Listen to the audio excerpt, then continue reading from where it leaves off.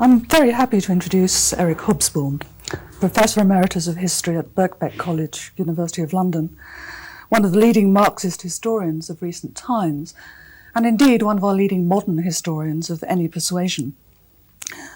I think the best place to begin is at the beginning. It's always struck me as somehow fitting that you were born in such an exotic location as Alexandria in the suitably revolutionary year of 1917. How did this come about? Your parents, I think, were not Egyptian, so...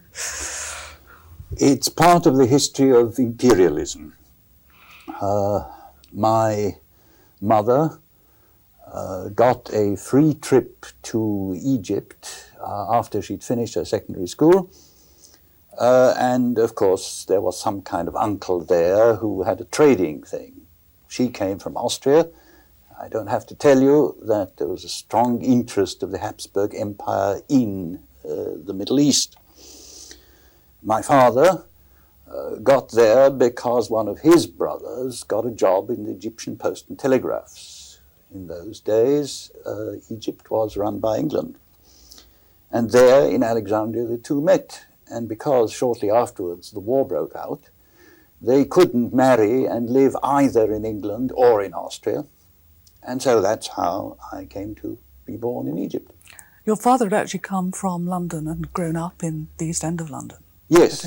My grandfather migrated from Poland, but most of his children were already born in London. And so, my father was already born in the East End and brought up there.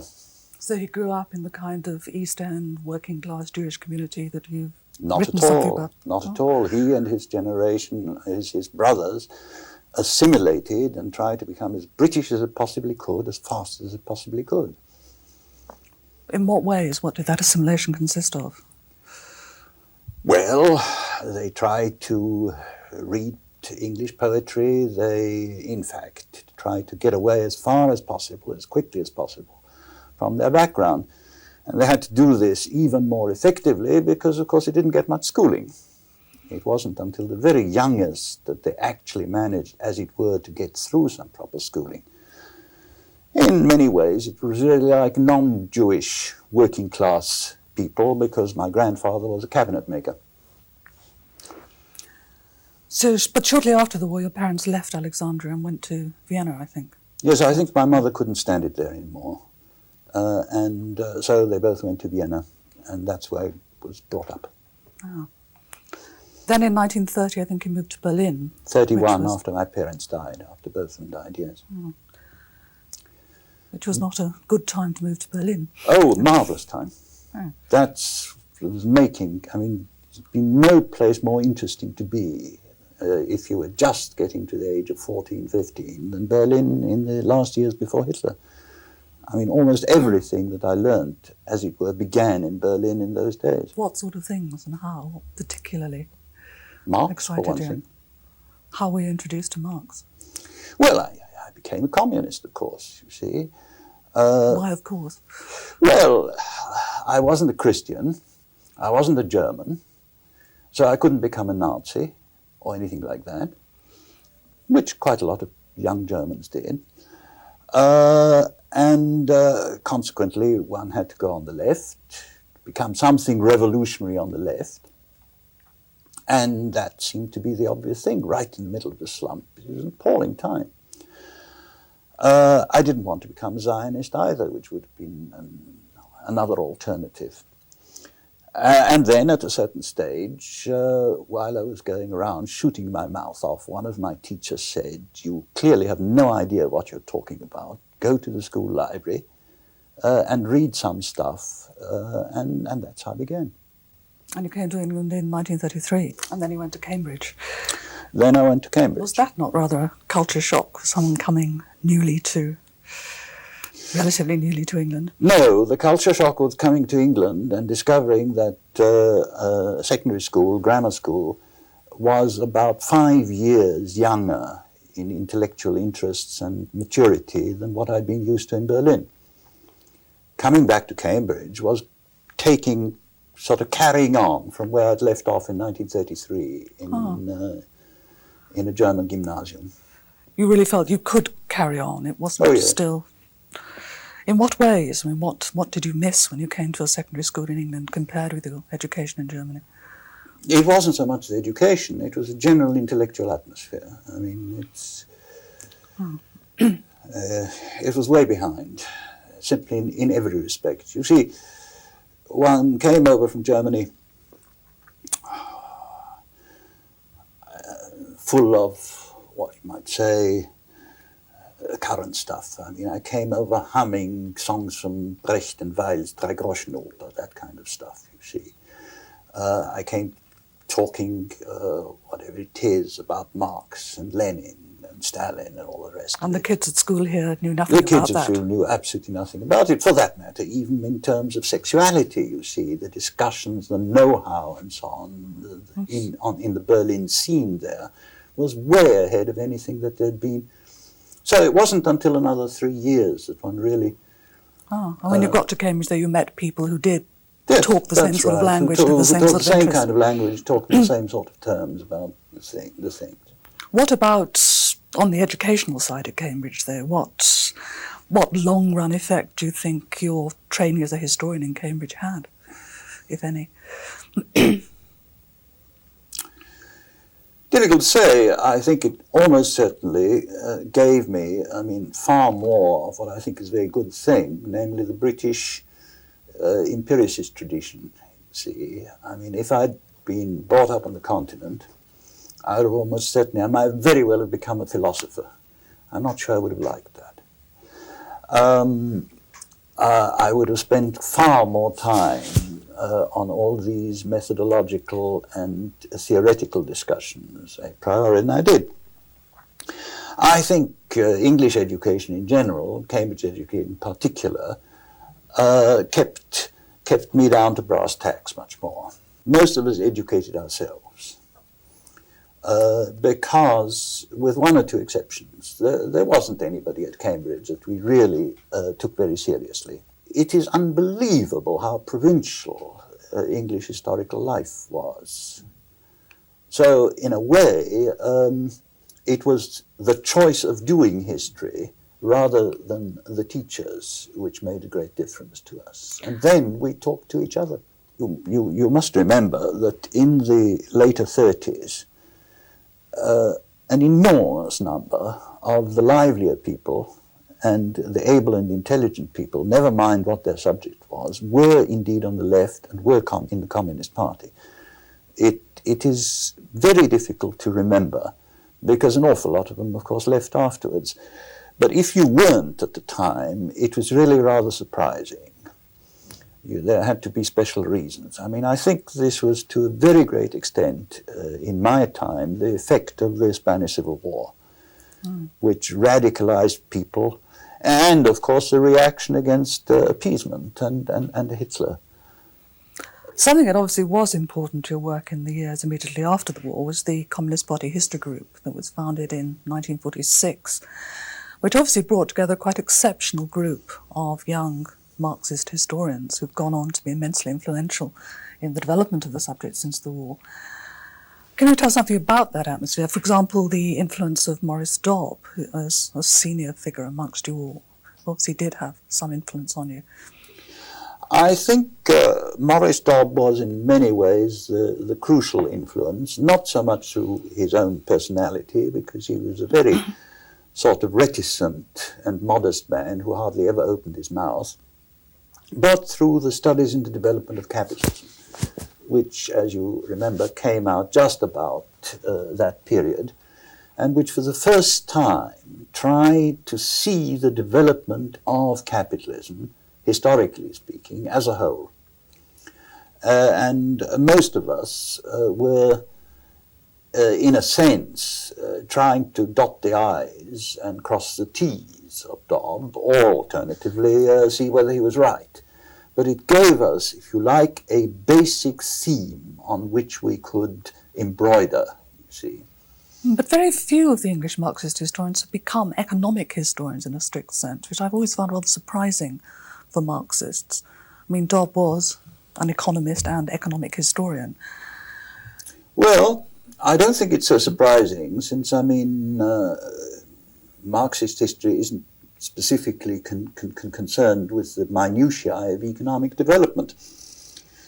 We all got into economic history because it was the only part of history which appeared to leave a scope for the sort of things we were interested in. That's why in Cambridge in my day, I mean, all the people were in a sense pupils of or went to the lectures of Postan, because I mean, his lectures, economic history lectures, were. So all the Marxists went to Postan. They wouldn't have gone to whoever it might be, G.M. Trevelyan or something like this, who was also giving lectures at the time. But our interest wasn't specifically with this. Our interest was indeed with the, if you like, the links between the base of what we thought economic and social development and the sum total of history, all the other things that happened. So we took Dobb as a starting point, and in fact, one has to, if one's a Marxist, obviously, the general development of world capitalism is the main theme. It's the spine, if you like, of the body of history. It ought to be for everybody else, but it is not the body itself. What influence do you think the Cold War had on intellectual life and professional life in the late 40s and 50s? For example, we've talked about attempts by right-wing historians to boycott Past and Present when it was first established. Well, it had several effects. In the first place, of course, it isolated us very considerably, which incidentally had the paradoxical effect of forcing us back on our own resources. And if we hadn't been so isolated, we wouldn't have spent about 10 years of an incentive, if you like, intensive mutual seminar, you see, which is in fact what we did, which was enormously helpful to all of us, never mind what our specific interests were or subsequent work was. In a second place, it certainly, I think, it aroused us to the existence, if you like, of specific undesirable trends in history, not merely as before the war. Whereas after the war, it became increasingly clear that there were a number of people who were, in a sense, having views of history which were specifically designed, you know, in order to be unlike Marxist history. Who particularly? Well, take a case in point. There was this little book on capitalism and the historians, in which the pre-Thatcherites started to put forward their view, you see, about how Marx had got capitalism all wrong, how it was marvelous and had been marvelous all the time. And so we spent a good deal of our time, in fact, trying to think of how to controvert these tendencies. And of course, in doing so, we also discovered that we were not isolated. We were part of a broader, if you like, consensus of progressive, liberal, Labour and other people. That's why we founded Past and Present, not as a Marxist journal, far from it, but as a journal which could get together, if you like, the consensus left view of history, which we thought of quite rightly as the dominant view in those days. Obviously, these very intensive debates that you had with the Communist Party and other historians in the 40s and 50s had a considerable influence on the work that you were doing. For example, the debate about the standard of living, I gather, came out of these discussions, and presumably was some sort of response to the pre-Thatcherite work that you were talking about. I'm not sure that this is always such a good idea, you see, because, I mean, a good deal of the work that I wrote in those days was indeed written specifically to controvert what I thought was bad, like, for instance, the view that everything had been golden for the workers all the time.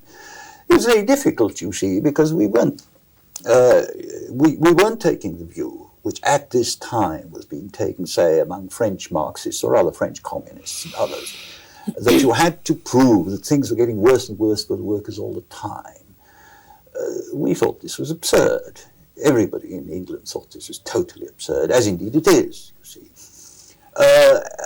At the same time, we did feel that it was important to point out what the Hammonds had pointed out and the Webbs had pointed out, that life was certainly not all peaches and cream for the workers in the earlier days of the Industrial Revolution, and there was actually no reason why we would have expected it to have been.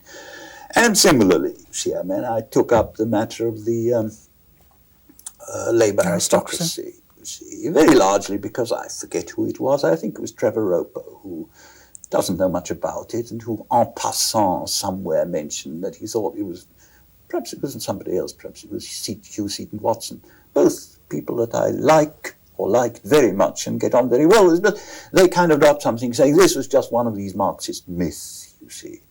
So I said, well, you see, you've got to show that it isn't just a Marxist myth, that actually a lot of people in Victorian times thought there was and operated in these terms, and that Marx and Engels had actually got it from contemporary,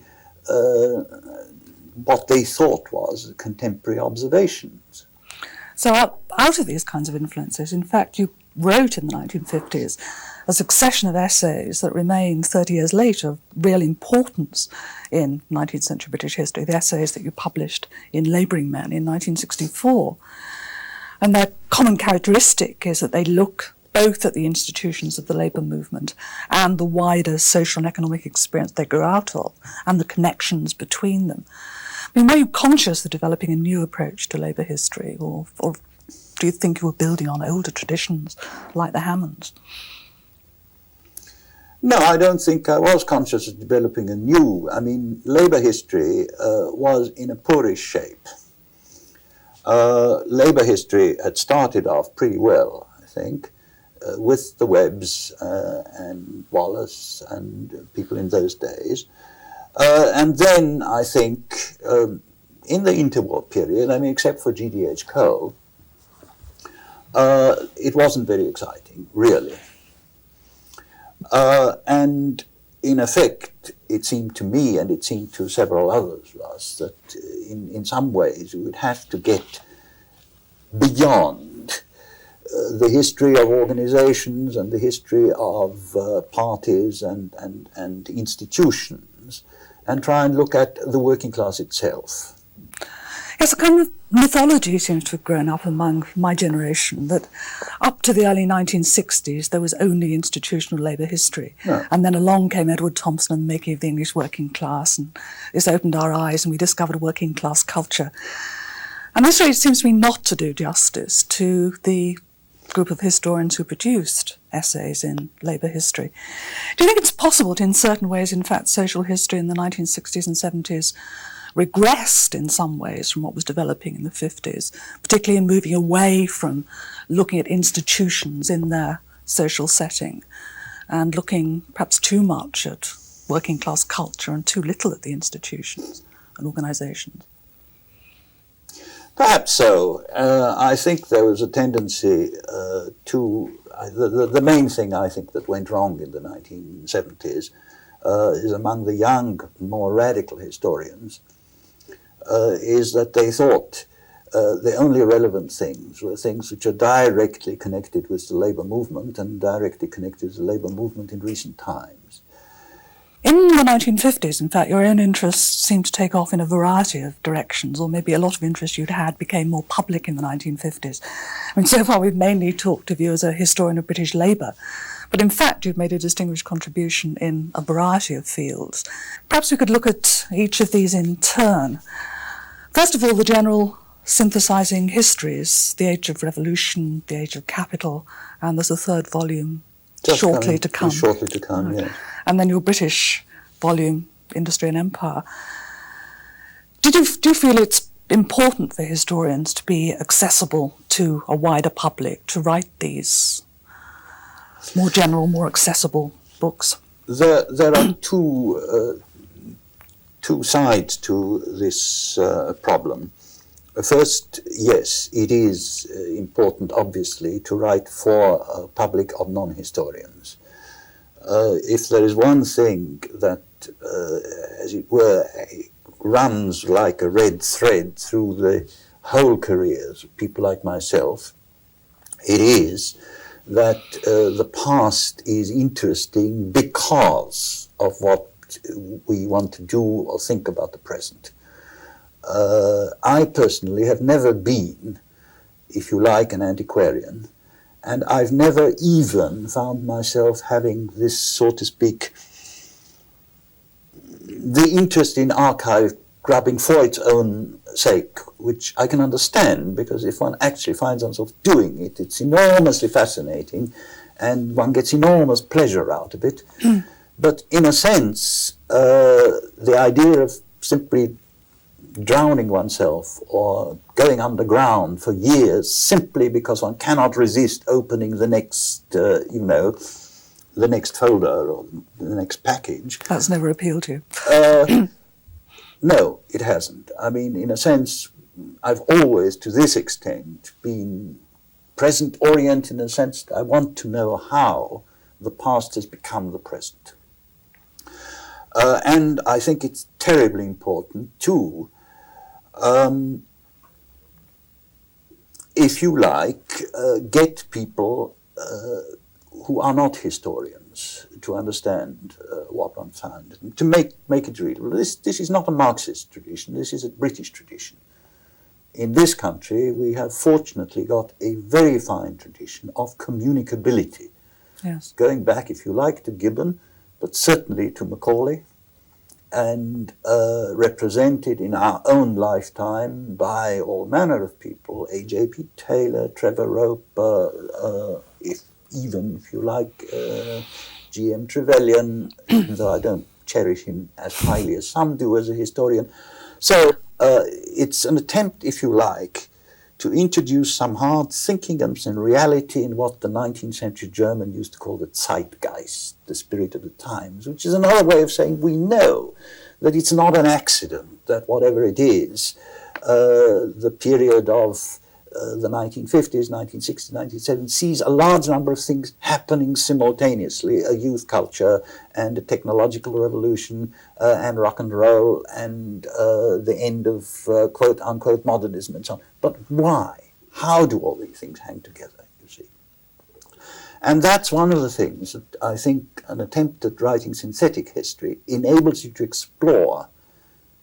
You can't do much more, you see, because in a way it's terribly difficult, if you like, actually to prove your guesses.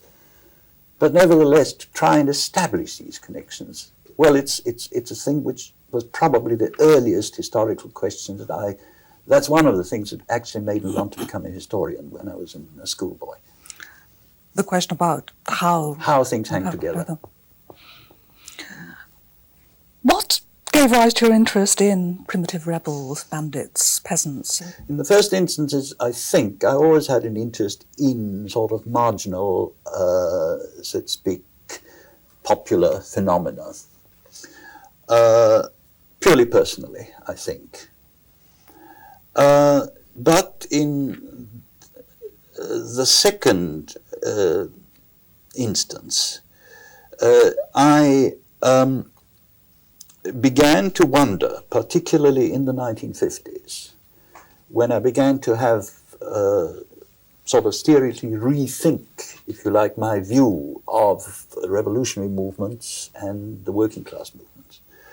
I began to wonder about the classical left-wing view that there had been, as it were, a straightforward progress from some kind of prehistoric phase up to and culminating in the development of working class parties or a communist party.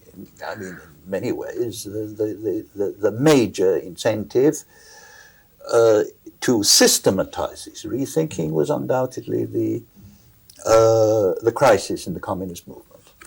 But I must say that in some ways my interest in this had begun earlier. Largely it began with a series of travels which I had in the Mediterranean from the early 50s on, which brought me face to face with a number of people who in a sense were not reacting like British workers or British intellectuals, if it comes to that.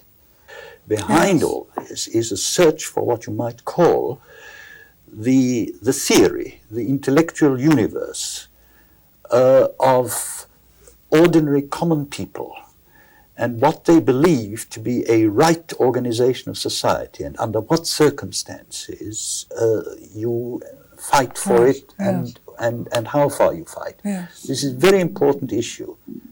I can't say that I'm the only man doing it. For instance, Barrington Moore has written an extremely interesting book in this field, but I believe that this is one of the things I find myself increasingly interested in and would like to do some more work on. What about Captain Swing, which you published with George Roudet in '69? In a sense, that's a study of British primitive rebellion. Yes. I've sometimes wondered whether you overstated the primitive, inarticulate, pre-political character of it, and maybe underestimated the links with urban, small-town, popular radicalism, that maybe these rural writers had a stronger awareness of their rights and liberties in a political sense than you suggest, which I think is a point Edward Thompson made. This is possible.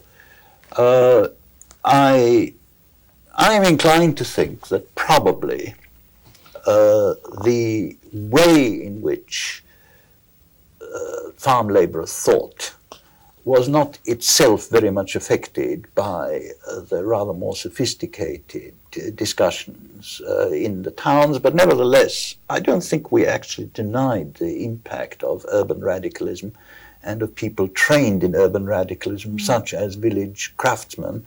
Yes, my related point that strikes me more generally about your work is that you're obviously fascinated by the way that economic and social experiences and institutions shape people's lives and shape their politics.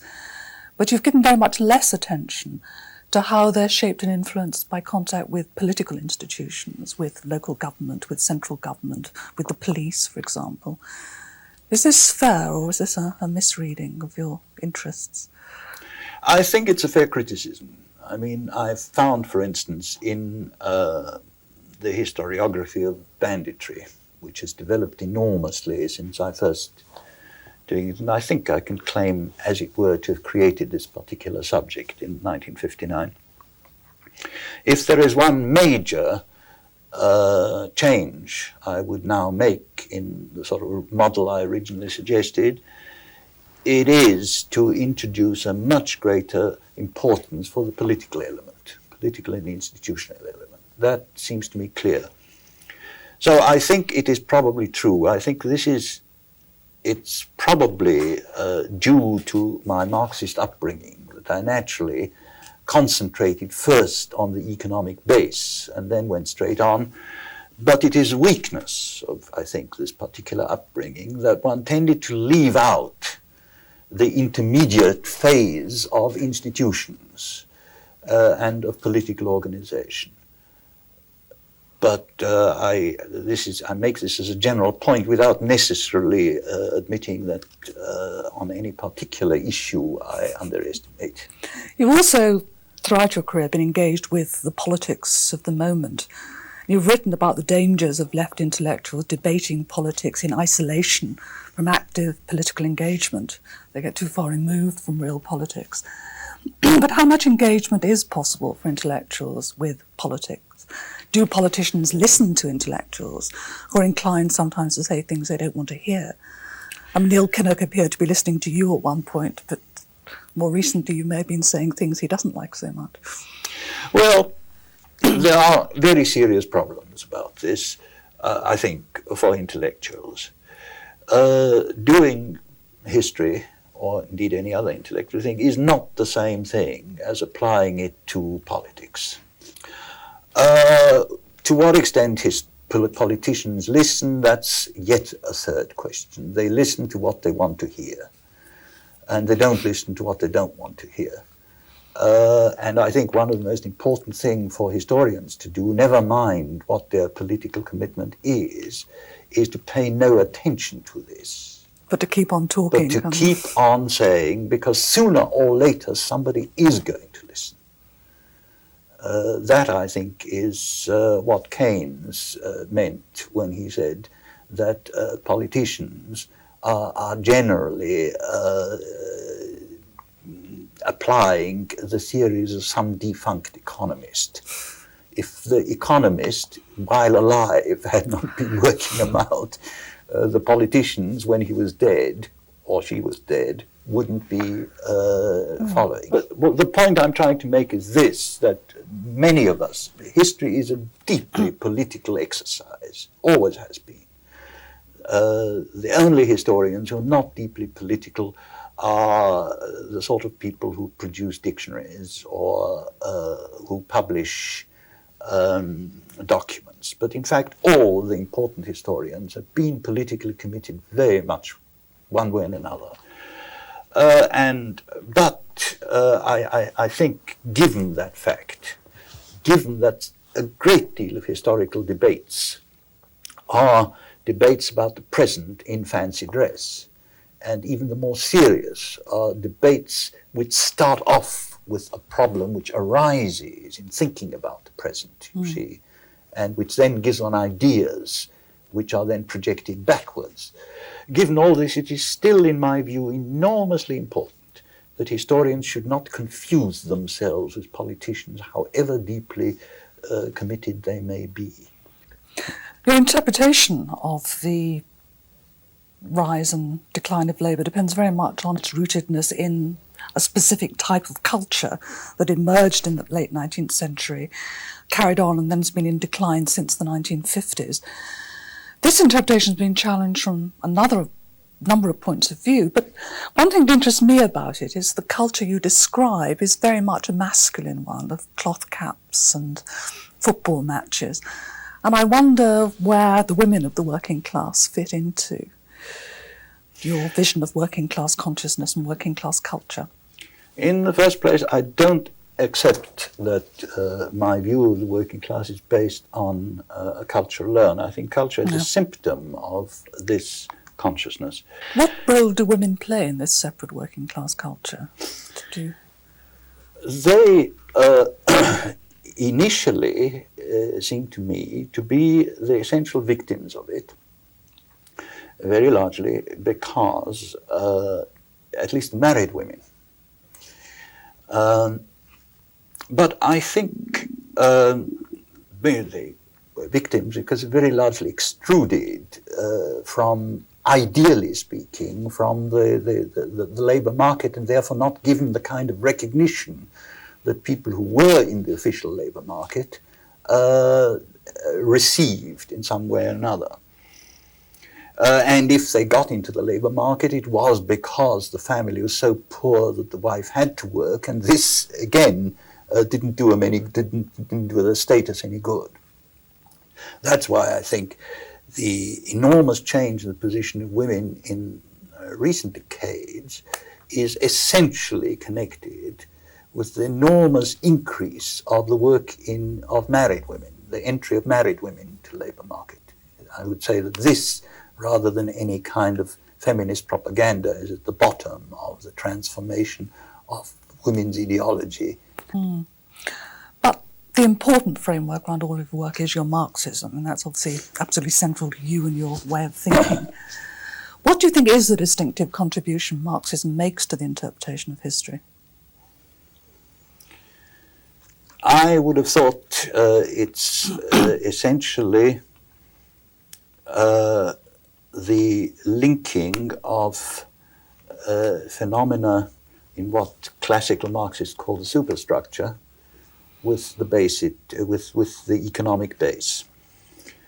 I'm in this respect, while I have modified and softened and made much more flexible all sorts of things about it, I believe that the preface to the Critique of Political Economy in some ways is what Marx himself thought he could discern after all his studies, and that is that history is to be explained in terms of the development of its modes of production, which doesn't simply mean the technology of production, but the relationships between people in the way of getting their living in a certain way. You say that you've modified and softened your definition of Marxism over time. In what ways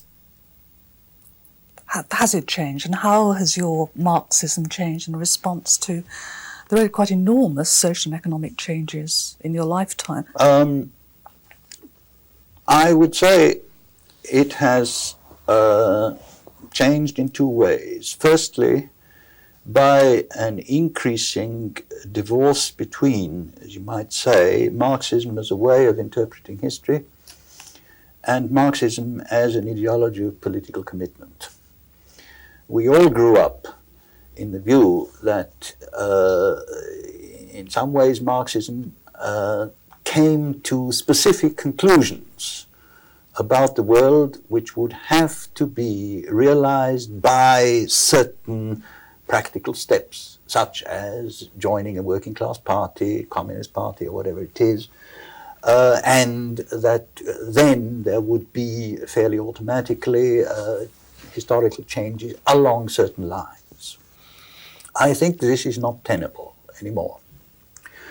It is perfectly possible to be a Marxist. When I was young, I didn't believe this, but it is perfectly possible to be a Marxist, i.e. to use the methods to answer the questions, if you like, posed by Marx, and even to answer them, if you like, in his spirit, without necessarily coming to the political conclusions in specific sense that most Marxists have since done. Although it doesn't mean that I don't still find myself on the same side. There's that. Which of these conclusions do you not think that we need to come to, and in what way have you modified? Well, there is, I think, for instance, a substantial